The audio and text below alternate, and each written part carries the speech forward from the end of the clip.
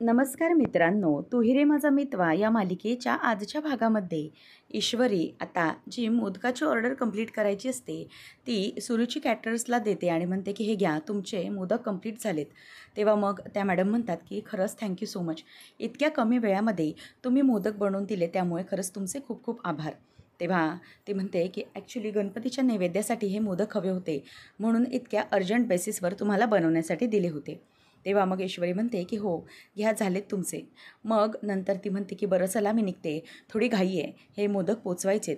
तेव्हा मग ईश्वरी म्हणते की बरं ठीक आहे चालेल, आणि मग ती मोदकाची ऑर्डर घेऊन तिथून निघून जाते.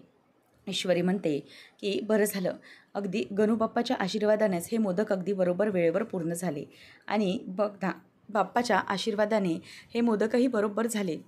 आणि तसंच ते मोदक हे आपल्या नैवेद्यासाठीच होते. बरोबर बोललो आपण ना, म्हणजे हे नैवेद्याचेच मोदक होते. बरं चल, मी बाकीचं आवरते, असं म्हणून नमू आतमध्ये निघून जाते. तर मागच्या दरवाजाने लावण्या ही मोदकाची ऑर्डर घेण्यासाठी बाहेर आलेली असते. ती बाई येते आणि म्हणते की हे घ्या मॅडम तुमचे मोदक, अगदी वेळेवर कंप्लीट करून दिलेत हा तुम्हाला. तेव्हा लावण्य म्हणते की थँक्यू, अगदी बरोबर आलात वेळेवर, तुमचे 50 मोदक हे घ्या. असं म्हटल्यावर लावण्य म्हणते की तुम्हाला तुमचे पैसे आहेत ते मी पे केलेले आहेत ऑनलाईन, नका काळजी करू, आणि थँक्यू, इतक्या शॉर्ट बेसिसवर तुम्ही मला हे मोदकाची ऑर्डर कंप्लीट करून दिली.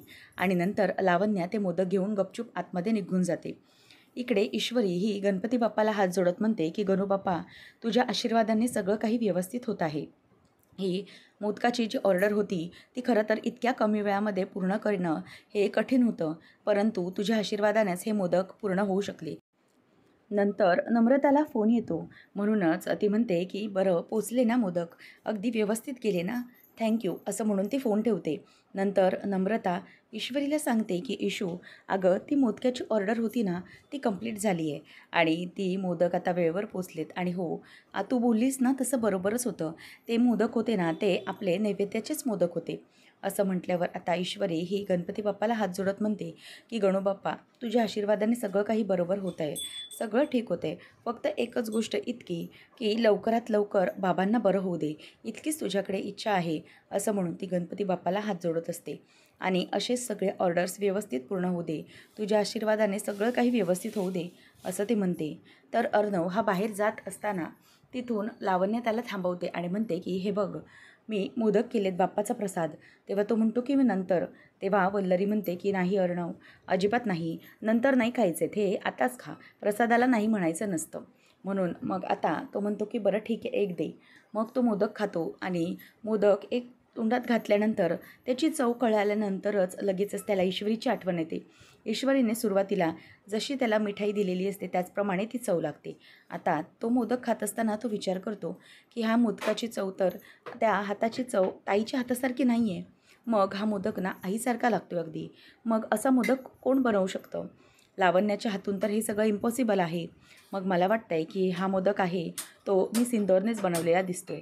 असं म्हटल्याबरोबर आता लगेच तो पटकन बोलून दाखवतो की ह्या मोदकाची चव मिस इंदोरच्या हातासारखी आहे. असं म्हटल्याबरोबर आता लावण्य म्हणते की व्हॉट? त्या मिडल क्लास ईश्वरीचं नाव घेण्यासाठी इथे काही गरज होती का? तिच्या हाताची चव नाही आहे ही. तेव्हा मग तो गप्पच बसतो. ती म्हणते की तू असं का म्हणालास? त्यावर अर्णव म्हणतो की हो, ही चव मला ईश्वरीच्या हातासारखी वाटली म्हणून मी बोलून दाखवलं. त्यावर लावण्य चिडते आणि मग अर्णव काहीच पुढे बोलत नाही आणि तो आणखी एक मोदक हातात घेऊन तिथून लगबगीने निघून जातो. तेव्हा मग इथे आता लावण्य चिडलेली असते, लावण्य वैतागलेली असते आणि तेवढ्यात आकाश येतो आणि म्हणतो की हे चीटिंग आहे हा, सगळ्यात पहिले मोदक मी खाणार होतो. तेव्हा मग लावण्य चिडून सगळा ताट हातात देते आणि म्हणते की हे घे, खा सगळे मोदक तू, असं म्हणून ती चिडून निघून जाते. वल्लरी म्हणते की अरे थांब गं थांब लावण्या, परंतु ती ऐकत नाही. अर्णव बाहेर पडतो. आता मामा त्याला म्हणतो की हे बघ अर्णव, सगळं काही व्यवस्थित झालं पाहिजे, कोणालाही संशय येता कामा नये, आणि तिथे अंजली आणि ईश्वरी दोघांचाही विचार करून आपल्याला वागायचं आहे. तेव्हा मग अर्णव म्हणतो की म्हणूनच तर मी माझी गाडी घेऊन जात नाही आहे, मी रिक्षाने जातो आहे. आता तो निघून गेल्यानंतर आकाश मागे विचार करत असतो की दादा नेमका कुठे चालला आहे, हा स्वतःची कार का कुठे घेऊन जात नाही आहे. तेवढ्यातच आता ईश्वरी ही आईसाठी हॉस्पिटलमध्ये निघालेली असते आणि अर्णवची गाडी ही अगदी घाईमध्ये असताना रिक्षावाला हा गाडी ईश्वरीला धडकणारच असतो. तेवढ्यातच ईश्वरी ही स्वतःला सावरते आणि सगळेजण जमा होतात की काय रे, तुला दिसत नाही का रिक्षा चालवताना, असं ते ड्रायव्हरला ओरडतात. त्यावेळेला तिथून अर्णव बाहेर पडतो आणि ईश्वरी म्हणते की वाटलंच होतं, हा माणूस गाडीत बसला असणार म्हटल्यावरती गाडी व्यवस्थित चालू शकतच नाही ना, या माणसाला सवयच आहे लोकांच्या अंगावर गाडी घालण्याची. तेव्हा मग अर्णव म्हणतो की 1 मिनिट मी सिंदूर, अजिबात काहीही बोलू नकोस, उगीचच काही बोलण्याची गरज नाही आहे. गाडी अंगावर नाही, चुकून त्यांचा तूल सुटला असेल आणि काहीतरी झालं असेल, त्यामुळे प्रत्येक वेळेला हे सगळं असं ऐकवण्याची गरज नाही आहे. त्यावेळेला दुसरा माणूस म्हणतो की हे बघा मिस्टर, तुमच्यामुळे त्या हॉस्पिटलमध्ये जाता जाता आणि त्यांचा अपघात होता होता राहिले आहे, त्यामुळे तुम्ही एक काम करा, तुम्ही त्यांना त्यांच्या जागेवर म्हणजे हॉस्पिटलमध्ये ड्रॉप करा. तेव्हा मग ईश्वरीला बघत अर्णव त्या माणसाला म्हणतो की मला चालेल, मला काहीच प्रॉब्लेम नाही, यांना विचारा यांना चालेल का. तेव्हा मग ईश्वरी म्हणते की नाही, बिलकुल नाही, मी माझी माझी जाईन, काहीच गरज नाही आहे. मग अर्णव त्या माणसाला ओरडतो आणि म्हणतो की ऐकलत का, जा आता काय तुमचं इथे निघा, असं म्हणून त्या माणसाला जायला सांगतो. नंतर ईश्वरी तिथेच उभी असताना अर्णव म्हणतो की मी सिंदूर, तुला हवं असेल तर मी ड्रॉप करू शकतो हॉस्पिटलला. तेव्हा ती म्हणायला लागते की नको, काहीच गरज नाही आहे, मला तर तुमच्याबरोबर अजिबात जाण्याची इच्छा नाही आहे, मी जाईन माझी माझी, असं म्हणून ती चिडते आणि तिथून ती गपचूपच आता निघून जाते. तेव्हा मग आता पाटीलचा कॉल येत असतो आणि तेवढ्यातच रिक्षावालाही बोलतो की साहेब बैठो. तेव्हा तो पटकन पाटीलचा कॉल आला म्हणून घाईघाईने निघून जातो. आता आकाश हा मामाला विचारत असतो की डॅड, मला सांगा की दादा नेमका कुठे गेला आहे आता. त्यावर वल्लरी ही लावण्य म्हणत असते की अगं शांत हो, कशाला चिडचिड करतेस तू. त्यावेळेला आता लगेच लावण्य म्हणते की बघितलं ना मामी, कसं केलं ते अर्णवने, म्हणजे त्याला हे माहीत होतं की मी मोदक बनवलेत, तरीही मुद्दाम तो कसा म्हणाला बघितलं ना. आणि आता मोदकही देत असताना त्याला त्या मिडल क्लास ईश्वरीचीच आठवण येत असणार आहे, तर काय करणार आहे ना मी. तेव्हा मग आता ते म्हणते की हो ना, काय करणार ते, तसंही इथे ईश्वरीच्या घशात गेलेलं इथे सगळ्यांनाच आवडणार आहे, त्यामुळे काय बोलणार आहोत आपण. त्यावर मामा म्हणतो की 1 मिनिट, हे बघ वल्लरी, इतकं टोकाचं बोलण्याची काहीच गरज नाही आहे, इतकं काही कोणाला लागेल असं टोचून बोलण्याची गरज नाही आहे, मला काहीच त्यातलं पडलेलं नाही आहे, पण घरात काय वातावरण आहे आणि तुमचं काय चाललं आहे. तेव्हा मग वल्लरी म्हणते की कसलं वातावरण, काय तुम्हाला कळतं आहे का, काय करताय तुम्ही ते, आणि अर्णवचं दुसरं कुठलं काम असेल तर तुम्ही कशाला उगीच त्याला फोर्स करताय. तेव्हा लावण्य म्हणते की मामा, प्रश्न फोर्स करण्याचा नाही आहे, पण बघा ना तो कसं बोलला ते, मी त्याला मोदक दिल्यावरही त्याला ईश्वरीच आठवते, किती काही झालं तरी आता आमचं लग्न होणार आहे. मग वल्लरी म्हणते की हो बरोबर आहे तिचं, ती या घरची होणारी सून आहे, साखरपुडा झाला आहे तिचा अर्णवसोबत, मग तिला हे सगळं असं असं बोललेलं आवडेल का मला सांगा. अर्णवने जर तिच्यासोबत असं वागणूक केली तर मग ती तिला आवडणार आहे का. त्यावेळेला आता वल्लरी म्हणायला लागते की हो बरोबर आहे अगदी, जाऊ दे, तुम्हाला बोलून काहीच फायदा नाही आहे, आणि तसंही तुमच्या ना दोघांचं जरा वेगळेच काहीतरी सूर जुळलेत, मला तेच कळतं आहे की तुमचं नेमकं काहीतरी वेगळंच चाललं आहे, फक्त तुमचं काय चाललं नाही हे तुम्ही आमच्यापासून लपवताय. अर्णव आणि तुम्ही, तुमचं नक्कीच काहीतरी आमच्यापासून लपवून छपून चाललं आहे, आणि ते तुम्ही काय ते आत्ता सांगा. तेव्हा मामा म्हणतो की नाही, आमचं असं काहीच चालू नाही आहे, उगीच तू काही तुझं मनाचं बोलू नकोस. तेव्हा मग वल्लरी म्हणते की मनाचं बोलतच नाही आहे मी, तुम्ही बघा, काही काळजी करू नका, आता मी तुमच्यावरती पूर्ण लक्ष ठेवणार आहे, तुमचं काय चाललं आहे काय नाही त्याच्याकडे मला पूर्ण लक्ष ठेवलं पाहिजे, त्याशिवाय तुम्ही काय करताय हे मला समजणारच नाही आहे, मी बघेन तुमचं काय चालू आहे ते. असं आता ती बोलून तिथून निघून जाते. आकाश पण तिथून गपचूप निघून जातो, तोही चिडलेलाच असतो. आता मामा गणपतीला हात जोडत म्हणतो की गणपती बाप्पा, जे काही अर्णवने करण्याचं ठरवलं आहे ते सगळं सुरळीत पार पाडू देत, ईश्वरी आणि अंजली दोघींचंही आयुष्य उद्ध्वस्त होताना आम्हाला वाचवायचं आहे. तेवढ्यातच राकेश आता एके ठिकाणी आतमध्ये दरवाजा उघडून येतो आणि म्हणतो की कोणत्या ठिकाणी बोलवलं या MKने मला. MK, अरे कुठेस तू, असं तो मोठमोठ्याने ओरडतच आतमध्ये येतो. त्यावेळेला आता MK म्हणतो की अहो राकेश शेठ, तसं कामच होतं महत्त्वाचं म्हणून तुम्हाला इथे बोलवावं लागलं. तेव्हा राकेश म्हणतो की बोल, काय काम आहे, आणि काय रे, पैसे तर अगदी घाईघाईत मागून घेतलेस, मग कामाचं काय. तेव्हा तो म्हणतो की काम तर होणारच ना, हे बघा तुमच्याकडून इतके पैसे घेतले तर काम तर करावंच लागेल, आणि काय ना हा मॅटर ना थोडा कॉम्प्लिकेटेड होता म्हणून आमच्या मोठ्या बॉसला इन्व्हॉल्व करायला लागलं. तेव्हा तो म्हणतो की मोठा बॉस, कोण आहे तुझा मोठा बॉस. म्हणून तो पटकन आता दरवाजा उघडून त्याला आतमध्ये घेतो आणि लगेचच अर्णवला समोर बघितल्यानंतर तो म्हणतो की हा बघ, हा आपल्या सगळ्यांचा बॉस, आपला बाप, असं म्हणून तो आता अर्णवला दाखवतो. अर्णवला पाहिल्यानंतर राकेशची अगदी हवा टाईट होऊन जाते आणि तो काही करायला जाणार, पळायला जाणार, तेवढ्यातच अर्णवचे जे गुंड असतात म्हणजे जे सिक्युरिटीवाले असतात ते पटकन येऊन आकाश त्याला धरतात, आणि राकेशला धरल्याबरोबर तो घाबरतच त्याच्याकडे बघतो. आणि मग आता अर्णव त्याच्याकडे येऊन विचारतो की काय काय कसं चाललं आहे आणि कसं वाटतं आहे मिस्टर घरजावई. असं तो त्याला आता विचारतो आणि राकेश अगदी रागानेच त्याच्याकडे बघत असतो आणि त्याला अर्णवचा खूपच जास्त असा राग येत असतो. नंतर अर्णव त्याची कॉलर असते ती व्यवस्थित करतोय आणि म्हणतो की काय आता चेहरा बघ कसा पडलाय तुझा. इतके दिवस चेहऱ्यावर माज होता, परंतु आता बघ कसा चेहरा झालाय मिस्टर घरजावयाचा. असं म्हटल्यावर आता राकेश रागानेच अगदी त्याच्याकडे बघतो आणि म्हणतो की अर्णव, हे तू योग्य केलं नाही आहेस.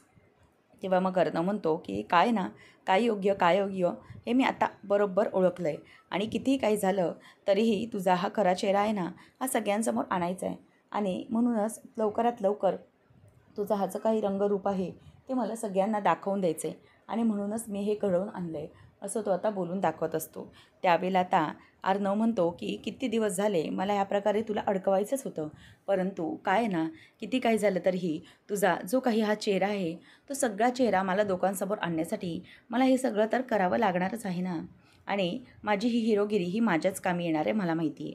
तेव्हा मग राकेश म्हणतो की चुकतोयस तू चुकतोयस, तुला माहिती आहे मी काय करू शकतो ते, आणि तू हे असं करून आयुष्य वाचवू शकतोस असं वाटत असेल तर ते अजिबात होणार नाही आहे, मी नाही सोडणार आहे. तेव्हा मग अर्णव म्हणतो की ठीक आहे, बघूया आपण हे तू काय करणार आहेस ते. आता तू इथे माझ्या तावडीत सापडला आहेस, आता मी तुला सोडतो का ते बघ. तुला कितीही काही करावं लागलं तरी चालेल, परंतु तुझ्यासारखंच मला पूर्वीपासून वागायला हवं होतं, जे की मी वागलो नव्हतो, परंतु आता आता मी ते अजिबात सहन करणार नाही. आता मी माझा काउंटडाऊन सुरू केलेला आहे आणि तुझा काउंटडाऊन आता संपला आहे राकेश. राकेश उर्फ राजेश भोसले, तुझी आता वाट लागणार आहे. अर्णव राजे शिर्के आता तुझी पूर्ण वाट लावणार आहे. तुझं जे काही सत्य आहे सगळ्या घरासमोर मला आणायचं आहे. तेव्हा मग आता लगेच राकेश म्हणतो की 1 मिनिट, हे काय चाललं आहे. तेव्हा मग आता अर्णव म्हणतो की हो, काय चाललं आहे ते आता तुला समजेल मी काय करतो आहे ते. मग राकेश हा पूर्ण घाबरलेला असतो आणि इथे संजय हा तिथेच झोपून असतो, म्हणजे त्याला जे काही त्रास होतो आहे तो पाहून सुप्रियालाही त्रासच होत असतो. तेवढ्यातच ईश्वरी आता तिथे येते आणि आई असा तिला आवाज देते आणि आवाज दिल्याबरोबर आता पटकन सुप्रिया मागे वळून बघते आणि ईश्वरी म्हणते की आई, अगं ये, मी तुझ्यासाठी हे तुझे कपडे आणि तुझा डब्बा आणलेला आहे. आणि मग कपडे आणि डबा आणल्याबरोबर सुप्रिया म्हणायला लागते की दे, इथे दे. आणि नंतर ती म्हणते की आई, अगं काय झालं आहे. तेव्हा ती म्हणते की अगं मला महत्त्वाचं बोलायचं होतं तुझ्याशी जरा, सगळं काही व्यवस्थित होत आहे ना. तेव्हा मग ती म्हणते की हो, सगळं व्यवस्थित झालं आहे. ती म्हणते की गणपतीची प्राणप्रतिष्ठा वगैरे सगळं व्यवस्थित केलं आहेस ना. ईश्वरी म्हणते की हो आई, सगळं व्यवस्थित केलं आहे. अगं, आम्ही जेव्हा गणपतीची प्राणप्रतिष्ठा करत होतो तेव्हा मला असं वाटत होतं की पटकन बाबा येतील आणि काहीतरी मला सांगतील की इशू हे असं नाही असं कर, आणि सगळं व्यवस्थित झालं आहे. आणि जर कुठेही जरासं चुकलं तर असं वाटत होतं की बाबा येतील आणि मला म्हणतील की ईश्वरी, अगं हे असं नाही करायचं आहे, आणि मग मला थोडेसे ओरडतील की ह्या गोष्टी अशा करायच्यात. बाबा ओरडण्याची या सगळ्या गोष्टी करताना मला खरंच खूप भीतीच वाटत होती, म्हणून हे सगळं घाबरत घाबरतच करत होतो मी. असं म्हटल्यानंतर आता ईश्वरीला ती म्हणते की हो, होईल सगळं व्यवस्थित, तू नको काळजी करूस, बाबाही व्यवस्थित होतील.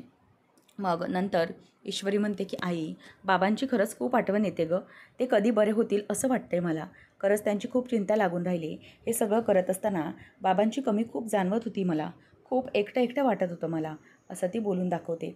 त्यावेळेला मग आता ईश्वरीला ती म्हणते की मला तू राकेशजी ना काय बोलली आहेस ते खरं आहे का. तेव्हा ईश्वरी म्हणते की हो, मी जे काही त्यांना सांगितलं आहे अगदी स्पष्ट आणि खरं खरंच सांगून टाकलेलं आहे, आणि म्हणूनच मला एक गोष्ट समजली की काही झालं तरीही त्या गोष्टीपासून मला आता काहीच वेगळं करता येणार नाही आहे.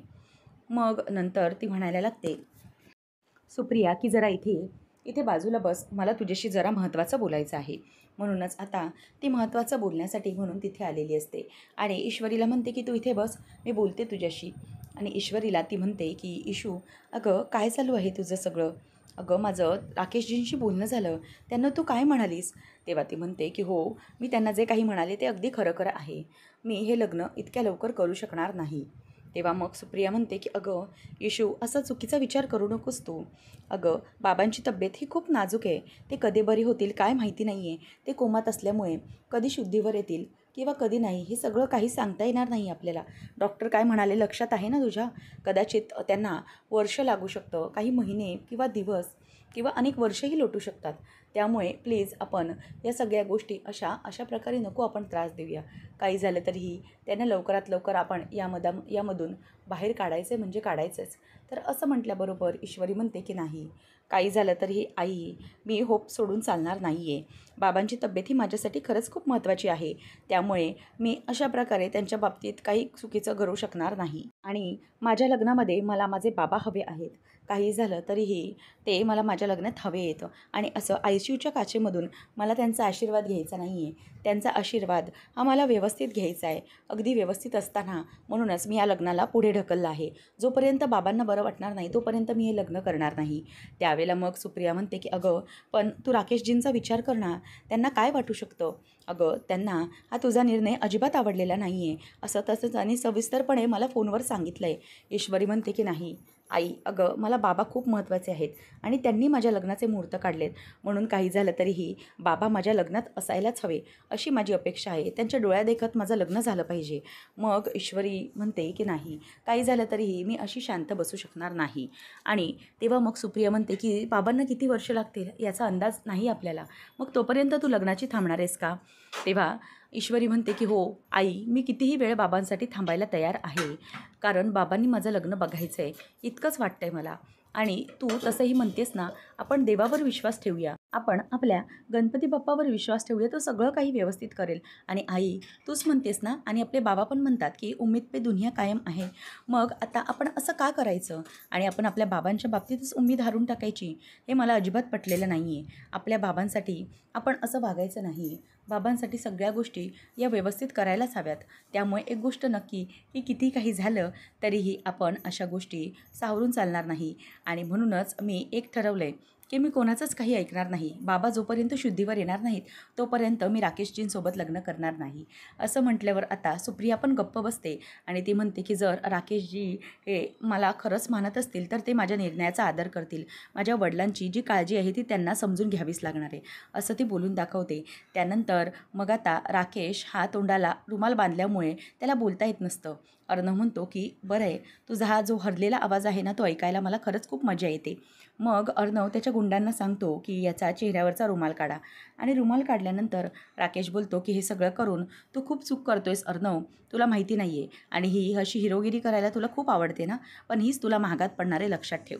तुझी बहीण ही अजूनही माझ्या तावडीत आहे, त्यामुळे तुला हे सगळं सहन करावंच लागेल. अर्णव म्हणतो की नाही, काही झालं तरीही मला नाही अगोदरपासून वागायला हवं होतं असं वाटतंय मला. कारण तू ज्या थराला जाऊन वागतोस ना त्याला मी वागत नव्हतो, परंतु आता तू ज्या थराला आहेस त्यापेक्षा खालच्या थराला जाऊन मी तुझ्याशी वागणार आहे. आणि तुला काय वाटतंय की तू हे जे काही वागतोयस त्याचं मला काहीच वाटणार नाही. नाही, आता मी हे सहन करूनच घेणार नाही. काही झालं तरीही ईश्वरीला आणि माझ्या ताईला मी तुझ्या तावडीतून वाचवणारच आहे. तू किती डेंजरस आहेस ते माहीत असलं तरीही तुला आता तुझा कायमचा बंदोबस्त कसा करायचा आहे तेच बघ. आता तुला घाबरूनच राहावं लागेल, कारण तुझा कायमचा बंदोबस्त हा मी करणार आहे. आणि तुला किती काही झालं तरीही ताई आणखी काय करेल, 2 दिवस रडेल, परंतु तुझं पूर्ण आयुष्य हे सुरळीत होऊन जाईल असं तो बोलून दाखवतो. पुढच्या भागामध्ये आपल्याला पाहायला मिळणार आहे, आता राकेशला अर्णव म्हणतो की तुला असं वाटत असेल की तुला मी काहीच करू शकणार नाही, कारण माझ्या ताईचं तू सौभाग्य आहेस, परंतु एक गोष्ट लक्षात ठेव, मी आता कोणत्याही थराला जाऊन वागेन आणि तुला आता मी संपवायलाही मागे पुढे बघणार नाही. तू आता माझ्या तावडीत आहेस आणि लक्षात ठेव, जर तू कुठेही गायब झालास, तुझं काही झालं तर तुझं काय होऊ शकतं, कोणी येणार नाही तुला विचारायला. आणि ताईचं म्हणलास तर ताईला मी माझ्या आयुष्यभर सांभाळायला तयार आहे, तेवढी माझी कुवत आहे, ती कधीच एकटी पडणार नाही. पण आता तू तुझं बघ, ईश्वरी आणि अंजलीताई यांना मी तुझ्या तावडीतून सहजतेने वाचवू शकतो. तुझं आता काय करायचं ना ते माझे हे लोक आहेत ते बरोबर करतील, त्यामुळे घाबरू नकोस. आता राकेश पूर्ण घाबरलेला असतो. अर्णव घरी येतो. अंजली विचारते की अर्णव, काय झालं, तू कुठे गेला होतास? तेव्हा अर्णव म्हणतो की ताई, आता मला तुला काहीही सांगता येणार नाही, त्यामुळे प्लीज तू मला काहीही विचारू नकोस. आणि अंजलीला आता टेन्शन येतं. ईश्वरी हॉस्पिटलमध्ये असते आणि अर्णव देखील तिथूनच हॉस्पिटलमध्ये आलेला असतो. आणि तो आल्याबरोबर आता मोबाईलमध्ये बघत असतो आणि ईश्वरीचंही तिथे लक्ष नसतं. म्हणून ईश्वरी ही पटकन पाय घसरून अर्णवच्या जवळ पडते आणि अर्णव पटकन तिला सावरतो. त्याच वेळेला आता ईश्वरी आणि अर्णव एकमेकांकडे बघतच राहतात. आता नेमकं पुढे काय घडणार आहे पाहणं रंजकतेचं ठरेल. अशाच मालिकांचे अपडेट्स जाणून घेण्यासाठी आजच आपल्या चॅनलला सबस्क्राईब नक्कीच करा. धन्यवाद.